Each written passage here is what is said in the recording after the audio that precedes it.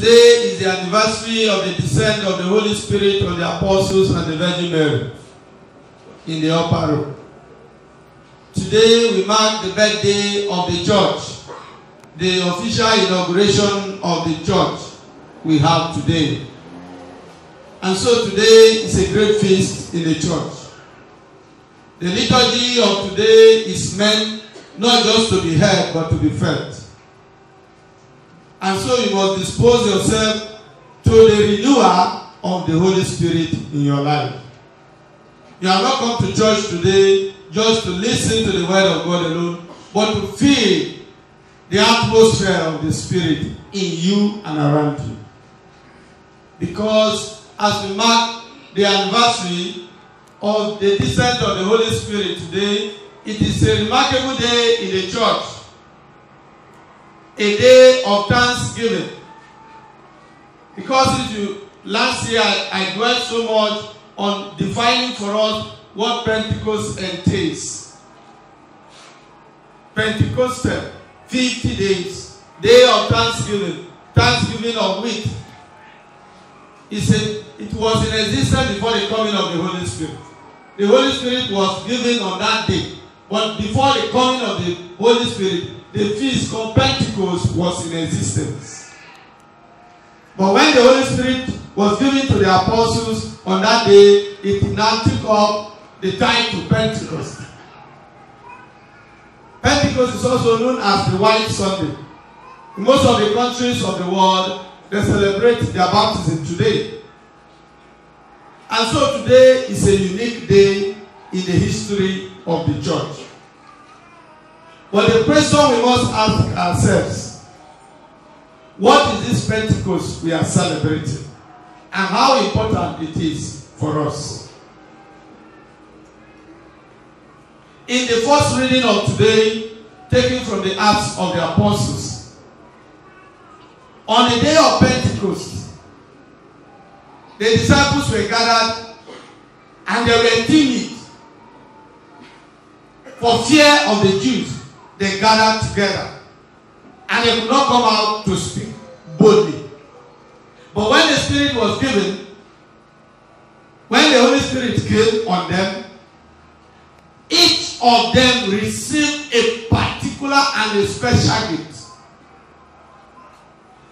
that prompted them to speak boldly without fear. No wonder then St. Paul will make in the later days an allusion to this fact, that the Spirit we have received is not a spirit of timidity and fear. It is the power of God.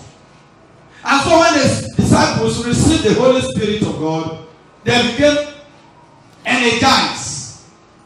They received extraordinary power. They started speaking in different tongues. And as the Spirit gives, they minister. They were preaching in different languages across the globe. When the brother read the first reading for us, in mentioning the different countries, including Africa, Egypt and Libya, they represented Africa. Talk of part of Asia, talk of part of Rome, which represent the Europe, and talk of the East. All of the countries of the continent of the world were represented on that day. And surprisingly, they were able to hear themselves, hear their own language. The word of God spoken to them in their mother tongue. What does this signify?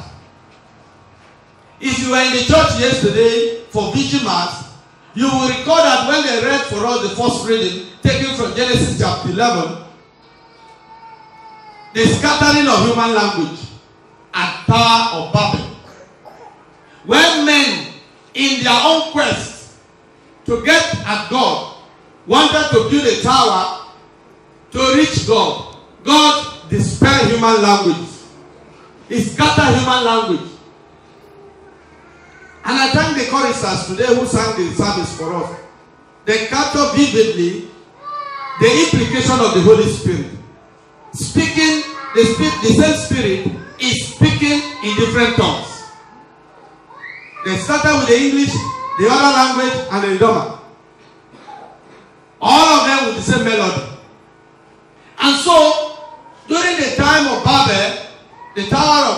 the language of men were scattered. When they started speaking different languages, they were building together before with the same tongue. But when God scattered the language, you could not hear me, I could not hear you. So everybody to their own tent. But with the coming of the Holy Spirit, it comes to reunite the scattered language of people. But in this time, not to speak with the former one, but to speak with the new one. And that is to speak in the language of faith. Now, through the same Spirit, we were all baptized. Through the same Spirit, we were all become adopted children of God. And so it is the same Spirit that we speak now. That Spirit, it does not matter whether you are Igbo, Hausa, Yoruba, Idoma, Tiv, or any tribe. In the Spirit, we have all dreamed the love of God. And so the language we speak now is the language of faith given by the Spirit. And so the coming of the Spirit is to reunite the scattered language of the children of God. And that is why when you pray in any language, God hears and understands immediately. Because the Spirit of God translates to God. Because God is the Father of all languages. And He hears all the language. In the 1st, 3rd century, the entire 50 days we are celebrating from the Easter time, which we call the Easter tide, was considered a great Sunday. A joy-filled period marked by the absence of fasting and kneeling in prayers. When Jesus was taken up to heaven, the first 3 centuries, the period between Easter and Pentecost was considered as a great Sunday. Nobody kneeled during Mass. Nobody fasted that time. Everything was joyful, joyful, joyful, joyful. A great moment. As the Easter Vigil became the prime moment for the initiation, so also Pentecost Sunday became a baptismal day in some places. And that is why it is called White Sunday. The Holy Spirit we are celebrating today has many names. And we can use many events or situations to refer to the working of the Holy Spirit. In the Hebrew language, it is called Ruah. Ruah means the life-giving spirit, the rarefying element, that which charge. For example, something is cold, and you put a connect it to a light, a power point, and what becomes of it? It charges. When your battery is down, and you connect it to the charging point, it charges up. So the Holy Spirit is considered as a rarefying element that charges any other cold object in human being. For example, if we say praise and everybody shout hallelujah and we are starting laughing, it's the working of the Holy Spirit. Anything that gives life, that revives. If you go to John chapter 3 verse 8, it is called the breath of God. When God created man, in the book of Genesis, He breathed on them. And in the gospel of today, taken from John's Gospel chapter 20, what happened? When Jesus entered into the midst of the disciples, what did He do? He breathed on them. And that is why sometimes when we, the priests, or those who are doing exorcism, when there is a deliverance at stake, and you know that this is very difficult, what did you do? You breathed on them. Immediately you breathe on them, their own spirit will surrender. Jesus breathed on them and said, peace be with you. After saying peace be with you, He breathed on them and then He said, receive the Holy Spirit. So Holy Spirit is considered as the breath of God. The breath. In Ezekiel chapter 37 from verse 1 to 14, the mystery of the dry bone coming to life was written from this background and understanding of the Spirit being the breath of life. Being the breath of God that gives life. They are refined alchemy. Something that cleanses and still go there. But something that revives the life-giving Spirit. And that is why when the word of the Lord came to Ezekiel and said, Son of man, prophesy to this dry bone. speak to them. Let them come to life. And he spoke the word of God to them. And the Bible said there was a great wind blowing across the dry bone, the breath of God. And all of the scattered bone came together. There was a sound of something like earthquake, because some of the bones that traveled to north, traveled to south, traveled to east, the water had taken away. They came together. They started crossing themselves along the road. The sound, and they came together.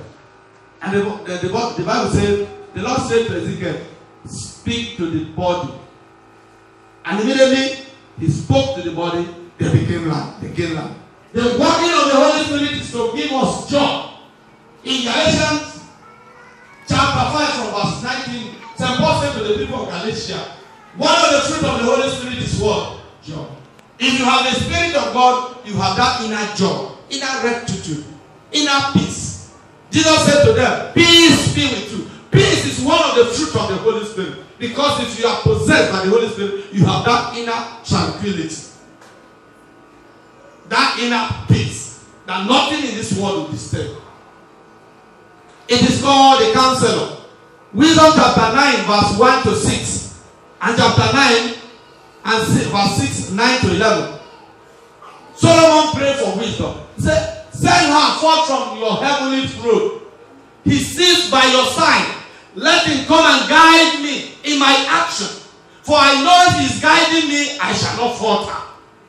So it is a counselor. And that is why one of the gifts of one of the 7 gifts of the Holy Spirit is counseling. It counsels, it gives you mind to reason. It directs your thinking pattern.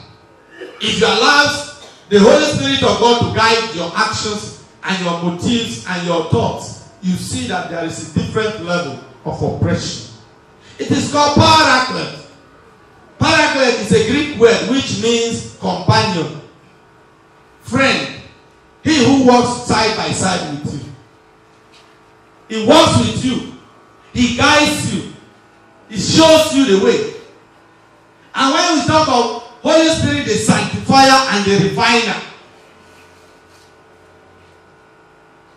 Holy Spirit is the sanctifier and what? The refiner. I want you to take this seriously.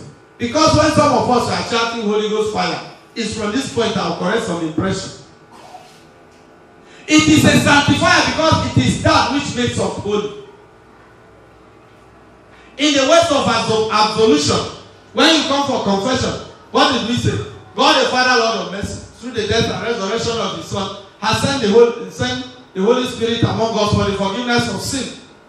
And blah, blah, blah, through the ministry of the church, has reconciled the world to Himself and sent the Holy Spirit among God for the forgiveness of sin. Through the ministry of the church, may the Lord grant you pardon and peace. Before we do the name of the Father, I have solved you.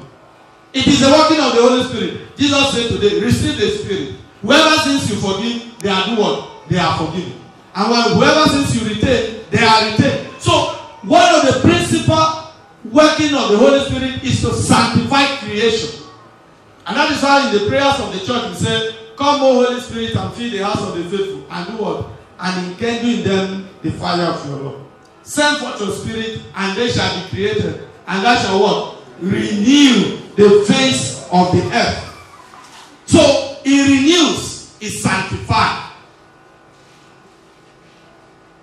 And when we say it is a refiner, when you say Holy Ghost, fire, fire, fire, and you are killing yourself, you are knocking your leg down, what are you telling the God to do? Say, that devil way there inside this person, clean the person, clean the person, clean the person.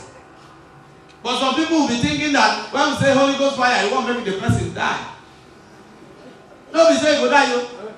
If not, the Holy Ghost fire will don't shout. Devil will not do this word again. Now I am talking about it. As the charismatic go to Pentecost program for Shikudu the other day. Now they got to know the numbers of Holy Ghost power with the shout. Amen and amen. So it's better we understand this concept. By the time you say Holy Ghost fire, you are saying Holy Ghost, clean the person, purify the person.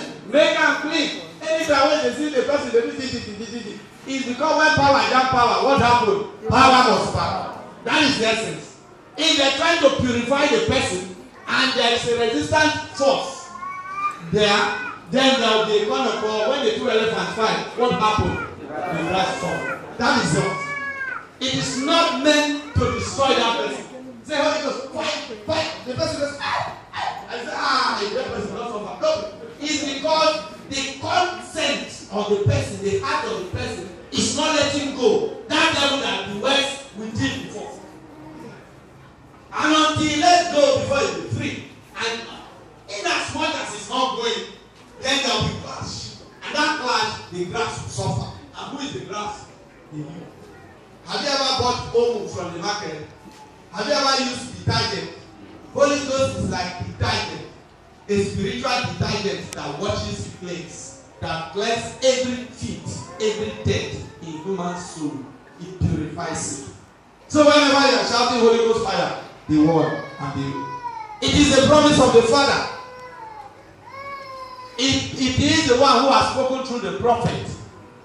He is the one who helped the children and obey to praise God. During the time of prophet, the Holy Spirit was seen as the purifier, the sanctifier, and the giver of good gifts. This was the view in Micah chapter 3 verse 8. Echoed in Matthew chapter 3 verse 11 to 12. And in Isaiah 11:12. Isaiah 61:1-2, and Luke 4:18-19. The sanctifier, the purifier, and the giver of good gifts. So today, my dear friends, as we celebrate the Spirit of God, I want to ask you this particular question. Have you identified the spiritual gift God has given to you? Because without knowing it, how can you nurture it? You need to know it and nurture it. It is not what you consider to be supposed to be your gift that God is giving. Sometimes there is something manifesting in your life that's supposed to ask God, is it what you have given me that you're supposed to work on them? You begin to do what is called you begin to feel the perhaps maybe you are a singer or a drummer or something, an instrumentalist, a preacher, somebody God has given a special gift to be used for the church. If you go to God, the letter of St. Paul to Corinthians chapter 13, chapter 12 from verse 1 down. He said, in order not for you to be ignorant, let me tell you the truth. It is the same spirit but gives different gifts to different persons, but it's for one purpose, to edify the church and to glorify God.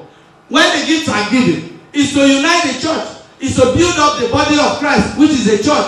When you are not using your own in correspondence to how the grace was given, it will become dormant.